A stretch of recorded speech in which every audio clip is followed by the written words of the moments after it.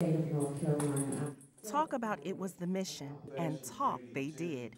Hundreds who had come out to learn more about sickle cell disease, one of the most misunderstood diseases in urban American communities. Members of Charlotte-based Sickle Cell Partners of the Carolinas sponsored the gathering, which included demonstrations by vendors, workshops, breakout sessions, and a keynote address aimed at the entire sickle cell community. Howard Estelle led a session and is a sickle cell patient himself. When you're younger and you have sickle cell, you're cute, you're in pain, and the level of sympathy and empathy is at an all-time high. He speaks from experience when he says adult sickle cell patients face unique challenges. As you get older,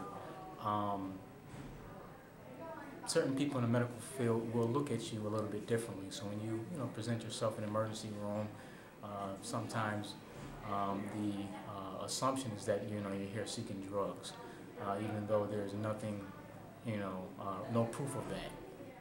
He conducted a breakout session aimed at young male patients who may face social growing pains as they progress into manhood. We're talking about, trying to manage a full-time job, trying to be a good husband, a good father. The main event of Sickle Cell Disease Let's Talk About It was a lecture and question and answer session with sickle cell disease expert Dr. James Ekman of Emory University. Dr. Ekman presented his fascinating and groundbreaking findings to a crowd filled with members of the sickle cell community, prompting the kinds of questions he was hoping to get. Does that help minimize pain? His goal was to bring new information to conference attendees, but also dispel misinformation that has persisted for years. That individuals with the disease, particularly older individuals, can pass on their wisdom to the younger ones, and that's just the most important part for seminars like this. The one thing everyone here agrees upon is that they have received some great new information, including those who work with sickle cell for years, and that's exactly what organizers wanted.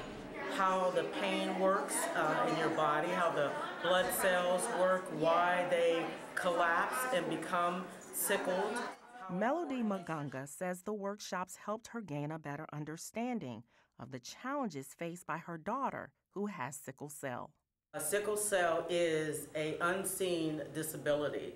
You can't always look at someone and tell that they have sickle cell or what amount of pain they're in. So the misconception, the biggest misconception is the amount of pain that people are suffering through.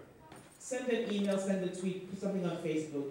We all know what we need to do, what we don't. Dr. Ife Osunkwo, a sickle cell specialist and one of the supporters of the event, urged attendees to help increase awareness in all communities about the facts of sickle cell disease.